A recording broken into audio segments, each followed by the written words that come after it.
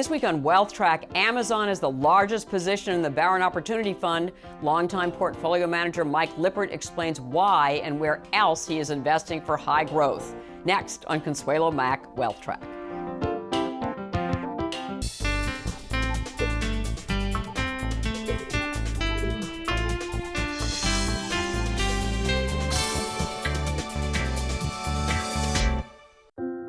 New York Life, along with Mainstay's family of mutual funds, offers investment and retirement solutions so you can help your clients keep good going.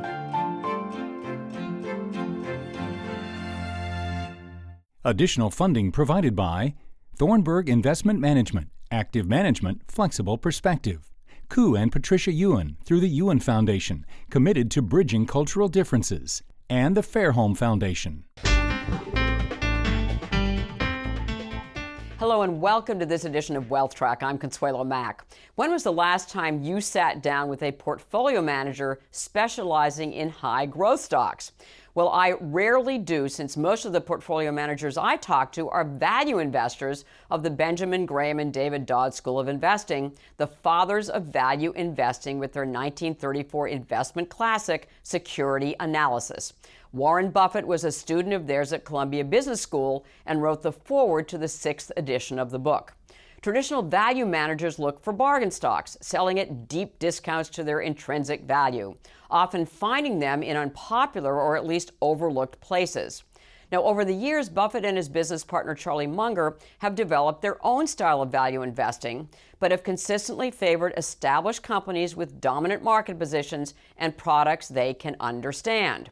Berkshire Hathaway's top 5 holdings in a recent quarter were Kraft Heinz, think macaroni and ketchup, Wells Fargo, a big bank, Apple, a rare tech exception, Coca-Cola, a global icon, and American Express, a household name in financial services.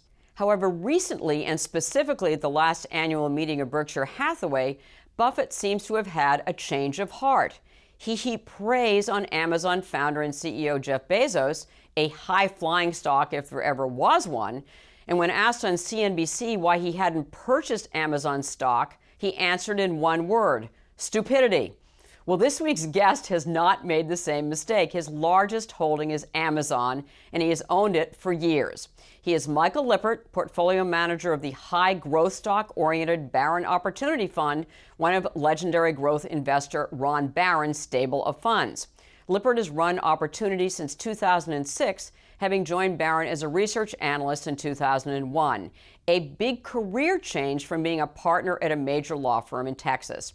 During Lippert's 11-year tenure as sole manager, Barron Opportunity Fund has edged out the S&P 500 and handily beaten its mid-cap growth category.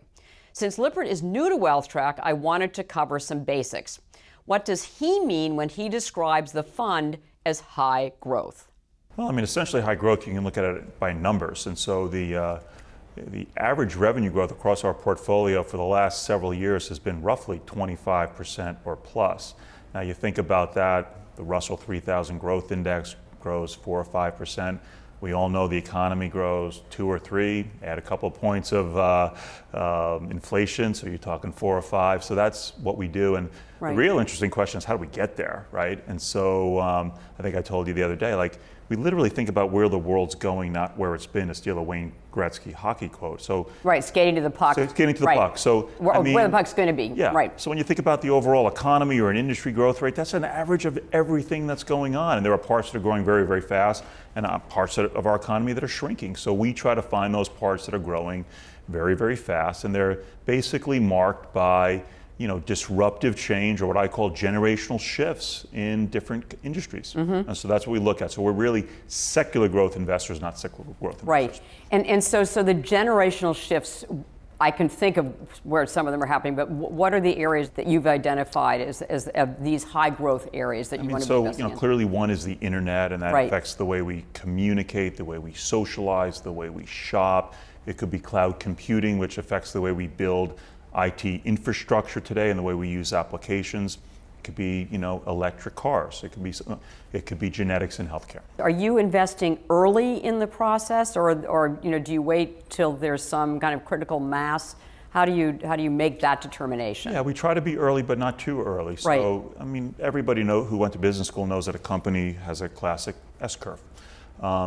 Industry trends or themes have the same thing. They take a while to get off the ground, they inflect, they go up for a long time, and then everything sooner or later will slow down. We try to wait to that first inflection in the S-curve so that we know it's real. And the kind of themes or trends that we're investing in, they're long-lived. They're not going to last 2 or 3 years. They're going to last 10, 15, 20 years. So we got plenty of time to invest in that steep part of the S-curve. So that's what we try to do. So give me an example. Actually, I'm going to give you an example of a company that I want to discuss that is your largest holding, and that's Amazon.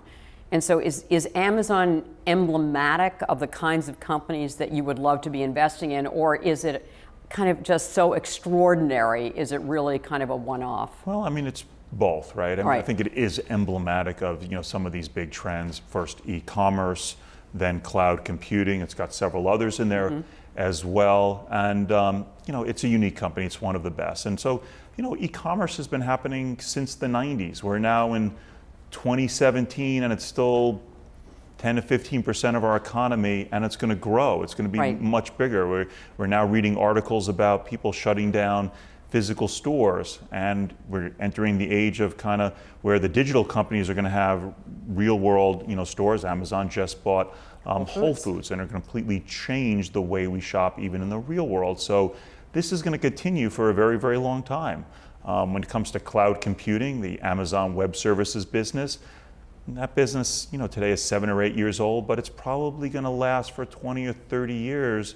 And maybe there'll be Cloud 2.0 and Cloud 3.0. We're definitely in 1.0. And so those are the kind of things that we want to invest in, because we're generally long-term investors, and we want to invest in these bigger, massive trends rather than trying to figure out where the economic cycle is going to go next or who's going to win in Washington. I was looking back at an article that actually was written about you in 2009, and you've been running the Barron Opportunity Fund since 2006. Right. And at that time, you had reduced your position in Amazon because the values had gotten too rich at that point. Now it's your largest holding. Tell me how you approach a company that has appreciated as much as an Amazon does. Are you constantly trimming so it doesn't reach a large position in a really large position in your We don't portfolio? I don't constantly trim, but Right. I always do think about weightings for companies. So, at Barron Capital, we try to invest in businesses that we believe can double in value in 4 or 5 years. You do the math on that, that's 15 or 20%. It would be very nice if that was a straight line up. Right. But it's never going to be. Some years they're up 30%, some years they're up 5, some years they're up down 10.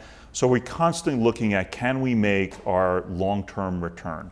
And so what do? We model out what we think the company is going to earn and how much cash flow they're going to generate.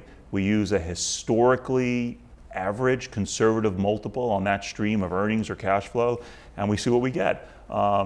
There are times when the market gets a little bit frothy where you can say, these valuations are now where we think it really should be worth in 4 years. We don't have any upside, and on those you may exit the company. And somewhere in the middle, you're kind of making a judgment on your qualitative assessment of the business, the likelihood that they will grab a very big opportunity, the management team, the margin profile, all of those things against what you think the upside is, and you're making judgment calls.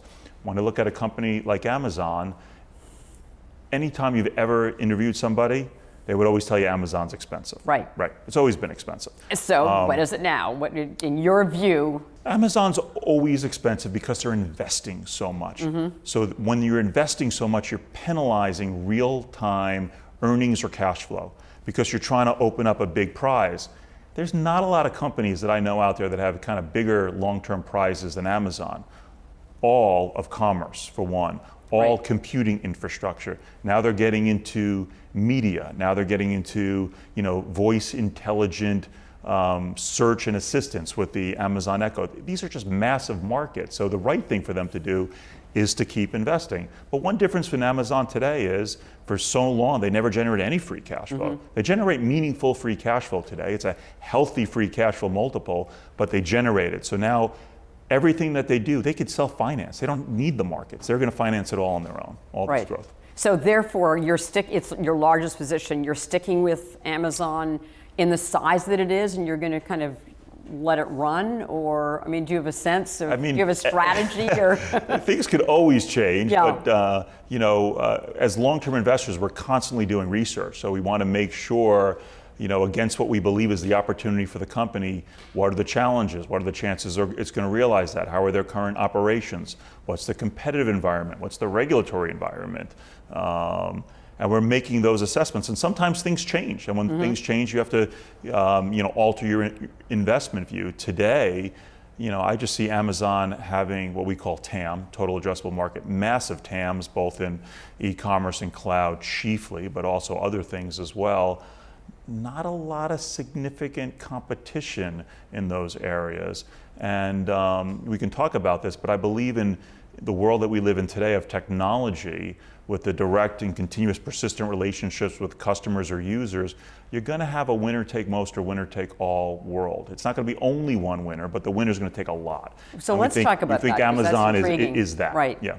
So Amazon is that, and there are others as well. And so what are the other companies in your portfolio, for instance, that you've identified that are going to be kind of in that winners take all, more or less category? People will know at home clearly. Facebook with Facebook and Instagram is one of those.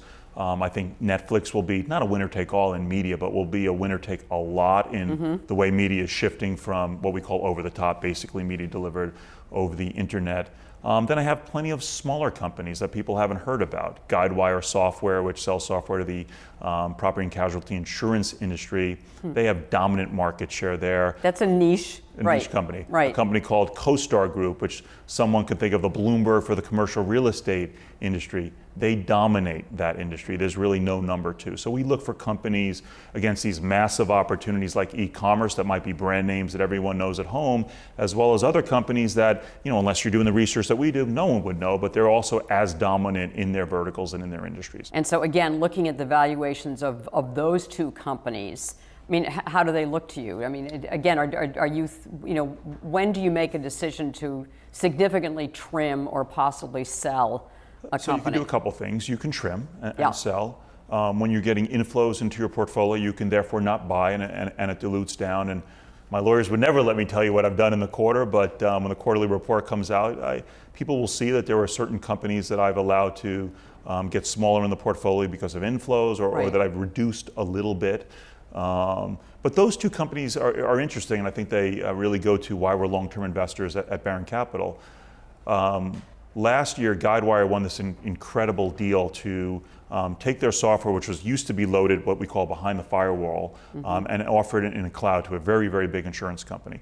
Because that was new, the accountants wouldn't allow them to recognize the revenue, both the software revenue as well as the services revenue. They had to defer it. Now they received the cash from their customer, but they couldn't put it on, the income statement Right. that they were reporting to Wall Street.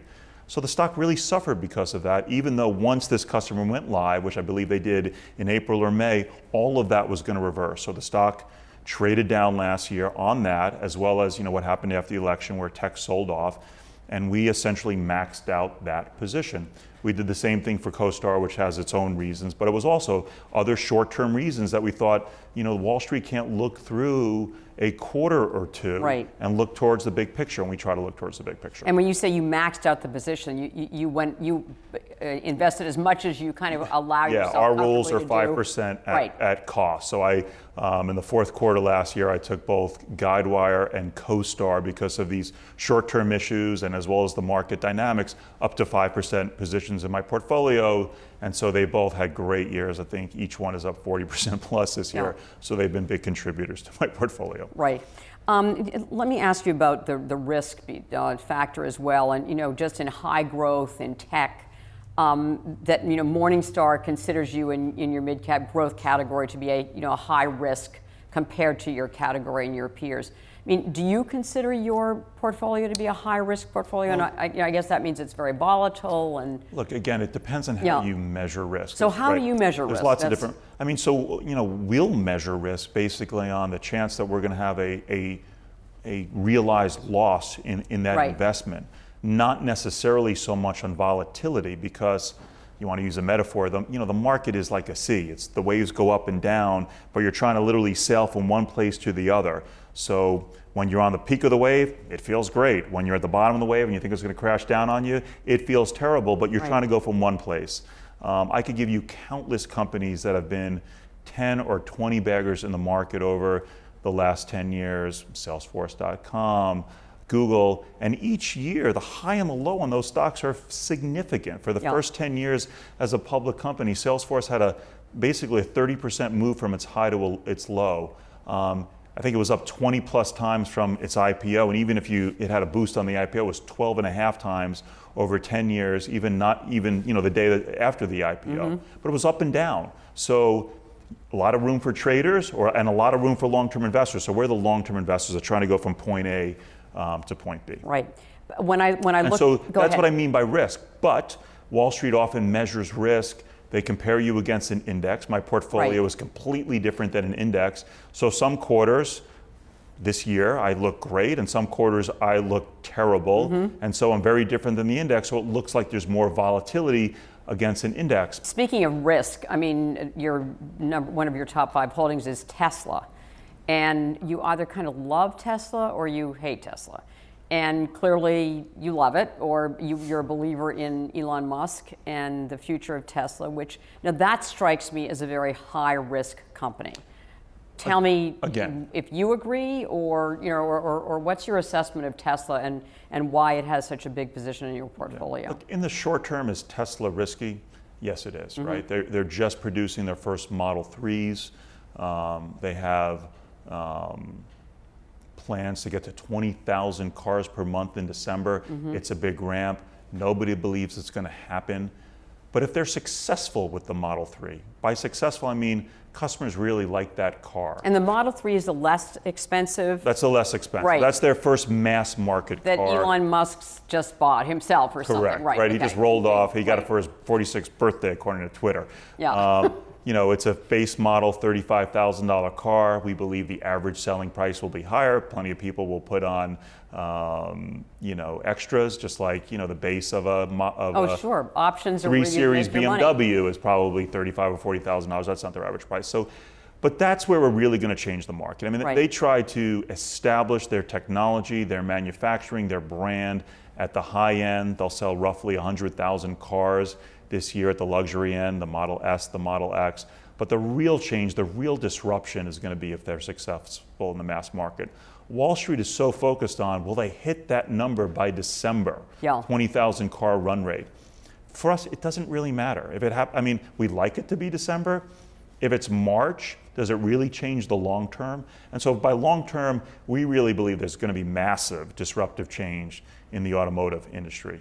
Electric cars, autonomous driving, which is the autopilot of Tesla, and self-driving cars, and shared mobility. And so I say this all the time, like my kids will laugh at me that I owned a gasoline-powered car. Right. They may not own a car in the future. They may just subscribe to a bunch of miles in an electric car, because when you're going not 12,000 miles a year, but maybe 30 or 40,000, an electric car is so much more efficient and the cost per mile will be so much lower. So we're not even in the first generation, we're use a baseball metaphor, we're in the first inning of this change towards electric. It's a tiny percentage of total cars sold in the world, and Tesla's going to sell 100,000 SX this year. Maybe they'll get to 20 or 30,000 Model 3s. There are 90 to 100 million cars sold in the world. Right. We're just scratching the surface. But what I don't get, quite honestly, is there was just an announcement by Volvo that they are they're all in the electric cars as well, and that they're predicting that it's it's going to be kind of sooner rather than later. It's not something way in the future.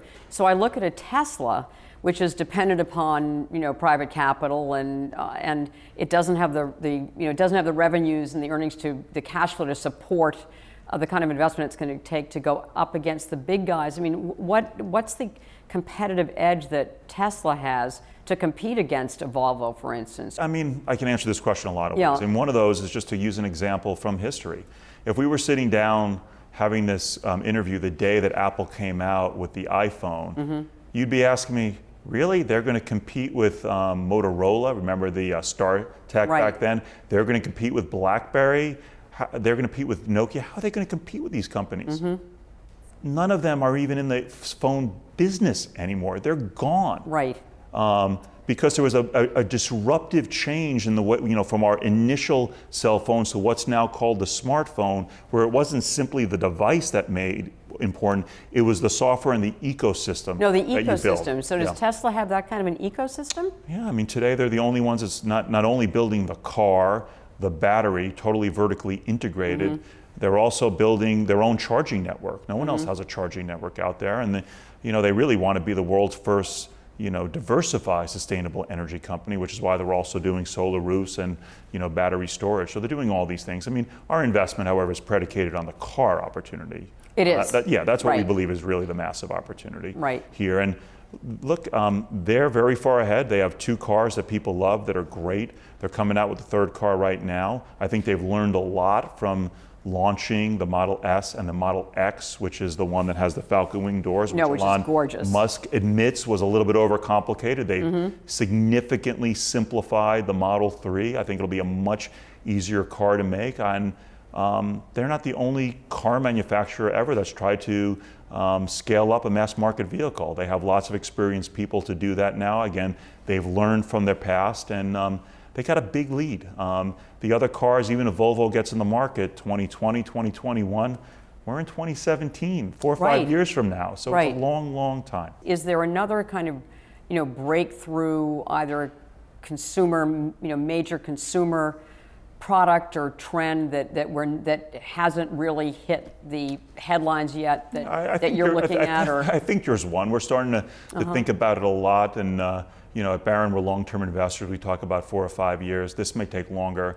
I think it's the new user interface of the future is going to be voice. It's not going to be you tapping on your phone.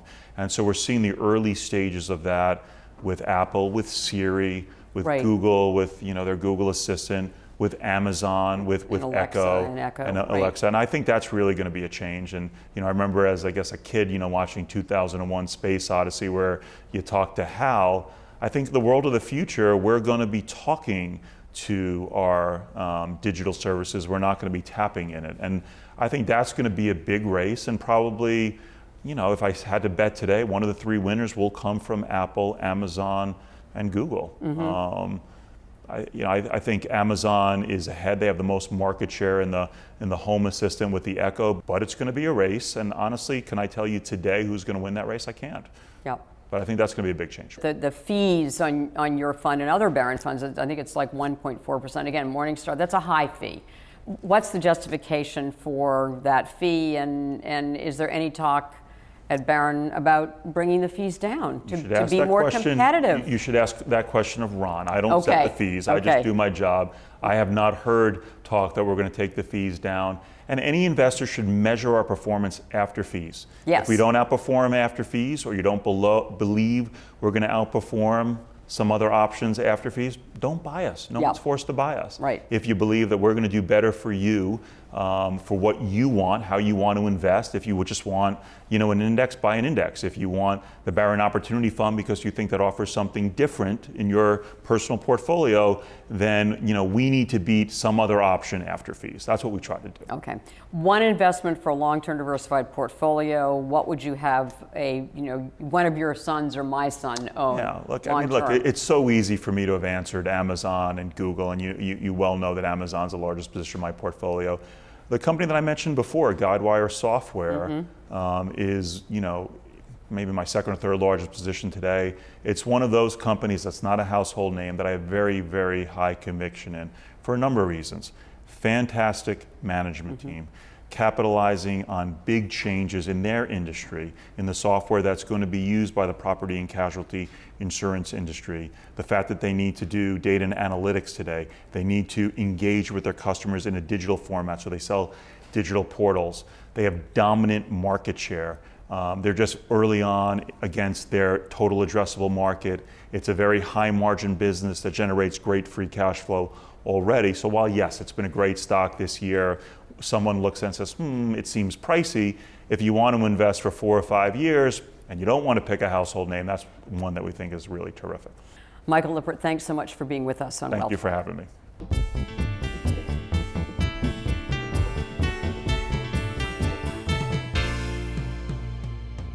At the close of every Wealth Track, we try to give you one suggestion to help you build and protect your wealth over the long term.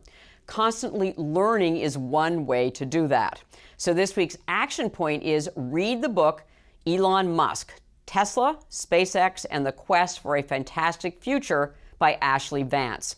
This authorized biography of Elon Musk was published in 2015, but it remains a favorite among reviewers for a reason.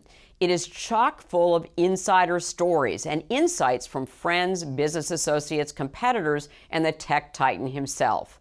Musk is a doer and a dreamer who is determined to change how and where we live and travel. It remains to be seen if he succeeds, but he deserves full credit for trying. And speaking of the future, this week's guest, Mike Lippert, elaborates on the new on-demand world his children now live in and what it means for consumers. That's in our extra feature on our website. In the meantime, tell us what you are thinking about by reaching out to us on Facebook and Twitter. Thank you for watching. Have a great weekend and make the week ahead a profitable and a productive one. New York Life, along with Mainstay's family of mutual funds, offers investment and retirement solutions so you can help your clients keep good going.